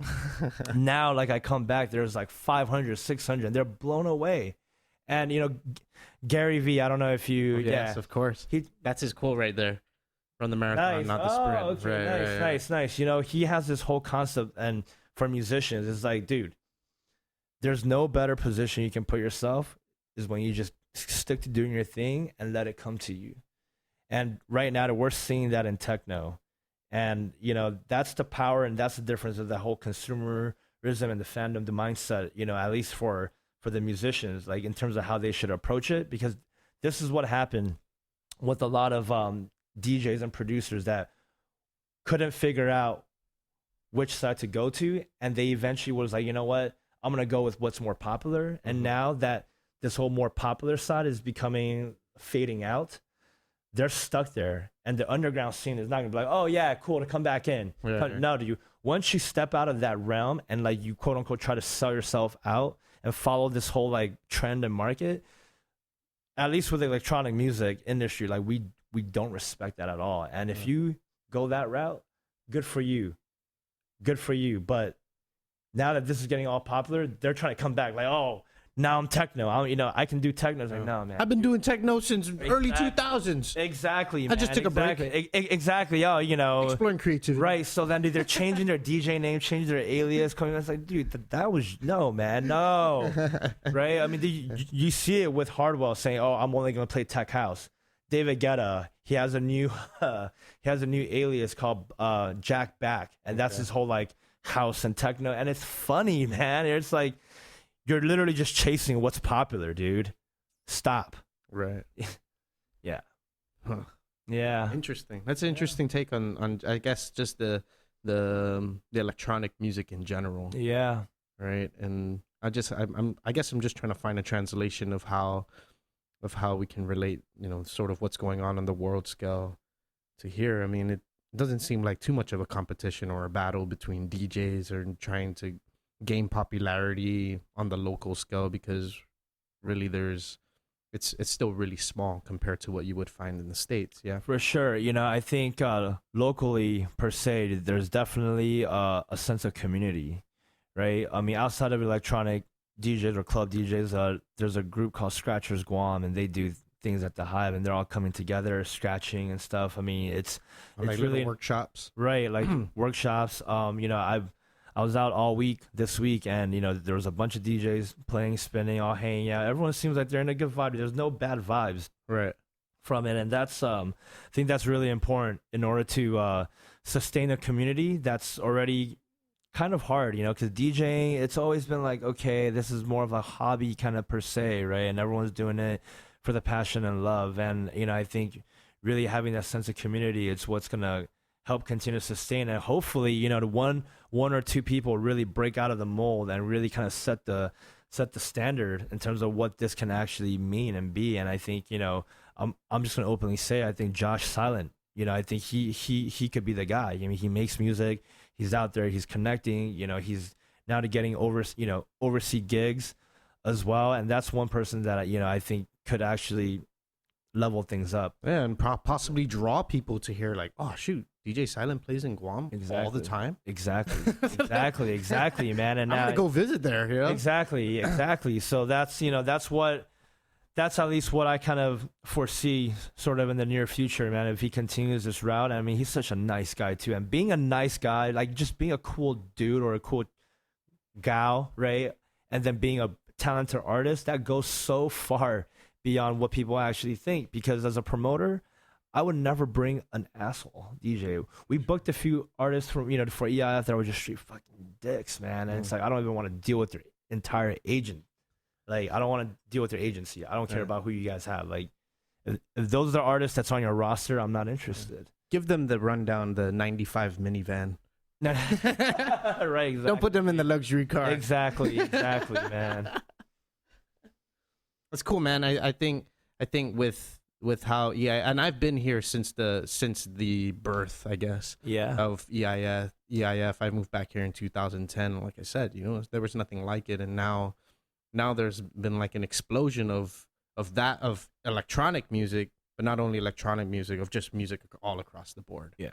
And it just makes me extremely curious of where this is going. You know, what's happening and what does it entail, you know, for musicians on Guam, right? Are we going to finally break into maybe the US scene, or we're gonna fucking make our mark on the Asian scene, Right. because those are two different worlds, Right. but they're both playing the same game. You know what? I will say this, right? For Electric Island Festival, we bring, DJs. Maybe they're not big like the Chainsmokers or like, Marshmello or whatnot, but these are reputable industry people that have mad connections. And I always tell guys like Silent, all the DJs that surround me, is like, these are great networking opportunities. For sure. Right? We can bring you to the lake, but we can't help you drink the water. And I think how this is going to play out, I mean, I'll tell you how this is going to play out. When we bring an artist and they actually connect with a local DJ and they make a real meaningful connection, and all it takes is, hey, check out my music. Hey, you were cool. I like, I had a good time in Guam. I'm going to have 5 minutes to listen to your music. Yeah. People don't have time these days. A lot of times you send the music blindly. Nobody ever listens to it. But when you build that networking relationship, they will at least give you 5 minutes. And if that music sounds good, hey, let me sign you. From there, you just have your first Guam artist signed to XYZ label because, he or she created that opportunity for themselves while they were here, made a connection, got out of their own comfort zone to go approach this artist. And I feel like it's been 7 years, and I just don't feel like all the artists really took that opportunity to like just say, hey, he's right there, Gia, can you introduce me to them? Do you think it was an obvious opportunity to them, or is it something that you have to like force, or not force, but kind of like nurture? I brought it to awareness in the end. It was just like, man, they're literally right there, I mean, like, go say something. Right. Go say something. To go say hi. And I think, Josh has definitely done that with the DJs that we brought up from the Philippines. Martin Polgar, Ace, Pal. I mean, they're big DJs in the Philippines. They play Ultra in the Philippines. They opened up for the Chainsmokers. Like all your favorite DJs. I mean, they were the openers. They opened for Steve Aoki. They're right there with them. So the fact that these people are now friends with them and they're like first degree connection with Axwell, Swedish House Mafias. I mean, you do the connection, right? I mean, all it takes is for, again, an imaginary scenario, right? Maybe Silence in the Philippines hanging out, and there's a big DJ playing, and it's their manager in the back hanging out, and he gets an opportunity to meet him, quote unquote, right? I mean, and things happen. I mean, and it may not even happen directly. It could be like, hey, I know a guy who you can talk to, where your music will really fit into. Exactly. Or this club, your music has this vibe for this club. Exactly. Let me put your name out there. Send me some of your shit. Exactly. And, I think that aspect of it brings a lot of like uncomfortableness for artists, because networking's hard. Oh, hell yeah, man. It gives people anxiety, bro. Going out, putting yourself out there. When I first started this podcast, this was like the hardest thing for me to do. I mean, I had a couple of my friends helping me out, but ultimately in the end, it was like, I have to go out there and find these people. And like, I'm not credible. When I first started, all I was thinking was like, who am I? Imposter syndrome, right? I'm not a major radio station or talk show station. I'm just a dude who's like, hey, you want to come over to my apartment? Or, and let's talk. What do you want to do? Just talk to you for a couple hours. I will document it. Yeah. I'll put it, but hey, dude, you're doing it. And look, it's always that resistance. And I call it resistance because it really is, right? It's that internal push and pull. Like, dude, one day you got it. The other day it's like, wait, start second guessing. Who am I? Right. Who am I? Like, is this really what I want to do, or is this, or what do people think about this, right? Oh, what do they think? Am I doing this now? Like, it could be anything, right? And it's called resistance. So what happens, and it really fucks creatives up, right? Because once you start having that resistance, then it's like, all right, let's just play video games because that's easier, that's more fun, that's more safe, right? Rather than you coming up with the concept of this podcast, coming up with the schedules and all that. It's like, I can deal with that later, or I'd rather go eat dinner with my friends and stuff. I mean, it's any excuse that takes you away from doing your real work. That's a resistance, bro. And that's a resistance is also procrastination for sure as well. So yeah, man, good for you. Seriously. Thanks. Yeah, I mean, what episode are we in right now? 180. 180. Okay. Yeah. Perfect, so, man. I mean, I've been doing this 4 years, and it's cool. It's cool to see the way it's evolved, and that's what I like. That's what I like to see out of like other people and like other like maybe events and stuff. Is like evolution. Yep. It's very, very important, right? I and just man, Matt wasn't even here less than or more than a year ago, and all these cameras and TV screen or computer. It was just me, this, a microphone, not even these mics, those mics, and that was it, right? And I think we get too hung up on trying to get the best shit to make us sound the best, and trying to be the best rather than just fucking, doing it. Yeah, just do it. Trucking through the mud, you know. Eventually, you'll get out of the mud, but you have to fucking pay your dues in that respect of yeah, it's gonna suck. Yeah, I've actually, when you first launched your podcast, I was actually aware of it already, and I still remember it being there was none of this for sure, you know. And if anything, I don't even think you even had this at a microphone. It was just like 4 friends and just something small. But I mean, but it was interesting because at least for me, right, I was getting into listening to podcasts, and when you started this, it was like, man, nice, someone from Guam actually, is stepping onto the plate and getting into the whole podcast game, and dude, it's not easy. Yeah, dude, the biggest like challenge or like most discouraging thing was like, hey, yeah, I got a podcast. Like, what's a podcast? Yeah, exactly. Like, what do you do on it? Like, what radio station do I find it on? It's like, right. Oh no, it's a internet thing, you know.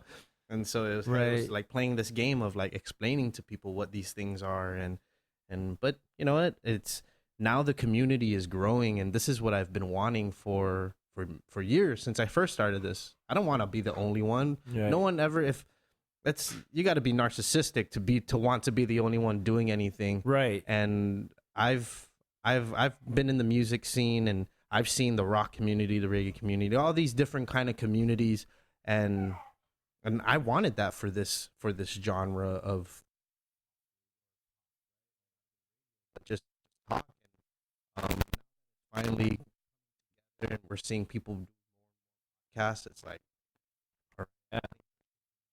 people are being more accepting of thoughts. Earlier, it comes thing. It's like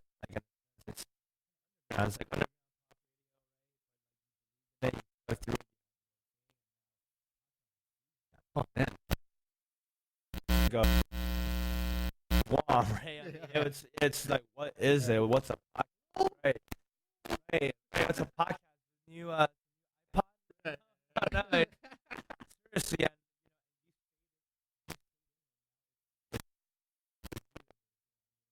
Really, with each episode, you're gaining momentum, you're gaining confidence, and with each, guess that they want you promote the show, and I want to see you succeed doing this. Thank you. You're creating something here for sure. Thank you. An experience, a mindset, being able to educate and inform, this I guess subculture community that we have here. Man, that's something I've been really, really thinking about. Maybe like in the last like couple weeks was subculture and how it's really shaping who we are identity wise for this generation. Because you have a whole generation who has no idea who the fuck they are. Yeah, I went through it. You know what I mean? I just went through it. At the age of 35, I think I might know who I am. Maybe. Yeah, and we all still, and there are people who still continually go through it. Mm-hmm. But now that we have this influence of the internet technology, being able to travel more, people are going to more Asian countries. People are exposing themselves to the United States, to the outer islands, and so now we're coming back with this knowledge and these ideas that we can sort of like make here, and now we're creating these little subcultures to where the bigger culture, it still matters. The indigenous culture, it still matters, right? But it's the subcultures that are really going to shape this right place. And Time. and this subculture, I mean, it's everywhere. I mean, from fashion, right? You have a subculture for fashion, music, right? It's the whole underground. I mean, culinary, right? I mean, even radio and talk, right? This Right. right here, this podcast is a subculture. I mean, everything. It's kind of like it's all these pockets of subculture that makes this, I guess, subculture thing really, really big now. And it's not big, but it's like influential. It's impactful, and bigger companies are not denying this anymore. If anything, they're trying to see how they can integrate right? into this subculture because it has so much influence and impact in what I consider the strongest consumer demographic, which is why all these big companies are, hey, what's going on here? What's going on They're here? kind of scaling down their typical standard operating procedures when it Right. comes to certain things, and now going to the local level and seeing and realizing, like, oh shit, you don't have to do this much. People just want this sometimes. Yeah. And it actually has a bigger impact, Right. And I'm on this belief that subculture is what's going to evolve the identity of this place, is because we grow up here and then we go up to the States and all of a sudden we don't really know who we are. Yeah. Because we thought we knew who we were, but a lot of people don't even know where this place is or where we come from or who, and then it starts throwing all kinds of questions to the self. And then when we're out in the States, we sort of attract ourselves to these subcultures in which we do find an identity. But now that these subcultures are growing here on Guam and kind of like petri dishing each other, and it'll eventually grow into a microcosm of subcultures. Right. And I think the most interesting thing that I can say this time coming to Guam, and that actually happened last night, was seeing pockets of people who are influential in their own subcultures locally coming together, just hanging out, talking. That was really cool last night. Just seeing, the Randy from Crowns, Jared from the Native, Jed there. I was there. Eric Shea, who's the godfather of techno. Right? There's all these, and I saw these other cool kids there. I mean, I don't know who they are, but they seem pretty influential and impactful. But it's like we're all hanging out, mingling, introducing each other. Hey, so and so, etc., and everyone just has a lot of good vibes and respect for each other. And I think that's really the mindset that everyone kind of has now going in. It's like, let's not sabotage each other. If anything, let's to respect each other first of all, right? And let's see what we can do in terms of help each other out, right? And I mean, subculture in a sense is already kind of a small demographic, but like we bring it to Guam, it's even smaller, right? But then I think if each of us from all these different scenes, whether you're in the F&B with your new food truck concept or, being a creator for events, I mean, I think as long as we can stick together and respect each other and, and talk good and encourage each other, I think that's what we all need, man. A little bit of encouragement, like, hey, man, you're doing something good. You keep going. I know it's hard, but, we're all in this together, right? Sometimes a little bit of that, it just brings a smile to someone's face, and maybe that's what they need to kind of continue and push forward. For sure, man. Right there. Boom. Man, how long have we been going here, bro? An hour and 35. Ooh. Yeah, that was good, dude. That was good, dude. Yeah, I know. I try to give like a 1 hour to 2 hour block. If it goes over, it does. Yeah, no, dude, this is good, man. Yeah. I felt like, this is a good conversation. Yeah. For sure. Yeah, dude. And this is literally our first time, and Yeah. with doing this podcast, this is the thing I'm like most appreciative of doing, is like being able to like meet people. And even though like I've known you since I was in high school, but like not known each other on this sort of like level, and now that I'm able to create relationships with people through the podcast, like one of my I just did an episode with Blake Watson. Okay. It was only through the podcast that our friendship is just like, it's like blossom, right? And it's real cool. It's real cool. I really love this medium and just being on it. And thank you, bro. No, Maddie, thank you for having me, for sure. I wish you all the best in this podcast. I mean, I think you're doing something very, very cool, and you're paving your own way, and it's coming to you, and I'm starting to see the growth of it. And awesome. Yeah. You wanna put anything out there? Anything else you want to touch on? I feel like, man, we really touched. Yeah, we touched deep, man. I think right now, like a really, really big mantra of mine. I was on the radio yesterday, and it's all over my Instagram. I have a course out, called Artist Map, which is a foundational like framework for musicians and artists. And you know, the pushback's like, well, Jia, you're not a musician, so you know how are you able to create this process? And it's like, look, man, at the end of the day, we're all human beings, and it all starts with the mindset. And the one thing that I just really want to be able to express, and even through EIF, you know, since the beginning, is just, look, man, positive, negative, it's a choice, it's a decision that you make, right? And I think growing up in Guam too, I mean, I've been picked on, you know, I've seen things more on the negative side of things, right? Because that's just where things default. It's a small island, you know, less opportunities, like all these things that you can feel sorry for yourself or come up with excuses. But, you know, after going through what I've been through the last 12 years,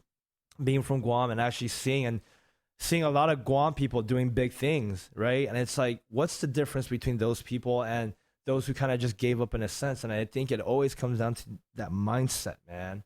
That mindset's everything. And if you just can be grateful, right, every day, like, just look, at least I'm not homeless, or, you know, I hope you're not homeless right now, but as long as you're listening to this on a phone, there's no way you're homeless. Right. So, you know, that's the whole thing, is just be more positive. And people's like, well, how? And it's like, you know, as much as it's cheesy, it's mainstream, but man, just being grateful that you're alive and that you have the opportunity to choose whatever it is you want to do. That alone is like, that makes you like the top 10% of this whole global population already, just being For that. Sure. And then from there, being able to take the right action to go after it. I mean, just the fact that it's available for you, yeah, like exactly. You said, it's just an option. Just being more positive, man. And I know it's not the most popular, you know, thing to say. It's, you know, but what choice do we have than what be mopey and sad about, you know, all this and feel sorry for it? Like, what does that do? Yeah, nothing. Sure. You know, and that's that. That's my final piece of spiel. Yeah, can I add on to that? I try to live my life, if not being in competition with others, but trying to beat others, but just trying to beat life, you know, because you're your own competition. Yeah. We get so distracted. I just posted something on my stories too about we're so focused on other people who are winning, or other people who are finding their own success, or us wanting to do what we've always been doing, hanging out with our friends, or watching TV, because everything's so simple. But we don't realize how easy it is. And you kept punching it on mindset, dude, and we don't realize how easy it is to change the mindset. Yeah, like easy, man, easy. And but it's just maybe because it's not tangible, right? Mindset is intangible, so it's not like you can fucking come back to it and it's shaped in the same way that you left it. It's gonna, when you come back to it in your mind, it's gonna be just as mangled, if not more, because life doesn't work out perfectly in that. Exactly. And Gary talks about it. I mean, mindset, yes, it's easy, but at the same time, you also need to be understanding of people's environments, right? They may have an abusive dad. They may grow up in, you know, in a house full of addiction, right? And it's like, it's easy for us. Maybe we, you know, good thing my parents weren't, you know, any of that, but you know, but you also have to understand that there were people like that, and like maybe it's harder for them because their entire lives they've been suffocated by what they've always known, that they can't sort of recognize the ease of it. Exactly. But you know, that's not their fault, but being aware of it and then being able to adjust and change that's their responsibility. Right. And then being aware of it and not changing it is their fault. Yeah, that's sad. Yeah. To be honest. Dude, before we cut out of here, what do you want? Anything you want to put on, promote? Yeah. Plug in, of how people can follow you, EIF, put everything out there, dude. For sure, sounds good. Here in Guam, right, it's a little more, I guess, the relevant. So EI Festival, that's our handle at EI Festival. And what we have done through our platform is we've been promoting a lot of positive message, right? Being more mindful, being more thoughtful. So if you're having a bad day, man, come check out our Instagram. We're always posting something, you know, that warms the heart, because I know life is hard and time is relentless, man. And it just keeps going. It keeps going. And, you know, we have to just be more aware and realize how lucky we are to be able to experience this. So, sure. Yeah. And if you want to follow me, I am at Jia 6 a.m. So it's JIA, the number 6 a.m. Follow me there. I talk a lot about mindset on my own platforms and how, everyone should just stop being sad about themselves or coming up with excuses, and let's fight through life, man. For sure, dude. Because it's a never-ending battle. Never-ending battle until the last breath. For sure. Thank you, bro. Thank you, man. Yeah, dude. I'm hoping to make it tomorrow. To the road TIF. Yeah, can you tell people like when the other since? Yeah, so our main the is June 22nd. That's the main EIF coming. Yeah, that's going to be another great celebration. It's our 7th year. We're really using that to kind of, in a sense, like I said, it's not easy producing a festival like this, being, away. Everyone's working. So when you show up to the festival, just know how much work we have put since January of this year. It's not something that just popped up, and we want people to realize that, look, if there's a kid from Guam that during my senior year we're on food stamps, no joke, that's able to kind of do all this, man. I mean, anyone can do it. Trust me. For sure. All right, Jia, thank you, bro. Again, and, thank you, boo. We'll do this again. Maybe before you come out or when you come out for June. Yeah, sounds good. Sounds Talk good. more Let me shit know. and and yeah, thank you for everyone for listening. Matt, any last parting words for everybody? No, you're good. No, yeah, okay. He's given the Cheerio sign. Cheerio sign. Actually, this sign now, ever since that whole all the shootings and stuff, like it's supposed to be like a racist sign. Oh, really? Yeah, I don't want to do that no more. Oh, wow. Okay. Yeah, I don't know. You guys. It's on the news. Jeez. Maybe on the next episode we'll talk. Yeah, dude. Yeah. I mean, it's just the world's crazy. It's all crazy, but we're all living through it, and we just have to all push through, no matter fucking what. Yep. So, on that note, Matt loves you. I love you, and until next time, peace out. Hey guys, thanks so much for listening to this episode of the podcast. Just listen to the podcast and keep track of the Electric Island Festival coming up in July of this year, 2019. I like to give a special shout out to our sponsors, Mortuary. They are big enough to serve, yet small enough to care. Stroll Guam. Use the code word RANDOM19, RANDOM 19, and get $10 off your next ride. Don't forget to support us on Patreon to know how episode 200 is evolving, and don't forget to rate the podcast. That'll be awesome. Ratings and reviews really help the podcast go up in the podcast charts. I'm not too sure where we are in this region podcast wise, but we're really just trying to get up there. So if you're enjoying this podcast, please leave a rating and review. That'll be awesome. And as always, thank you all for always being the baddest.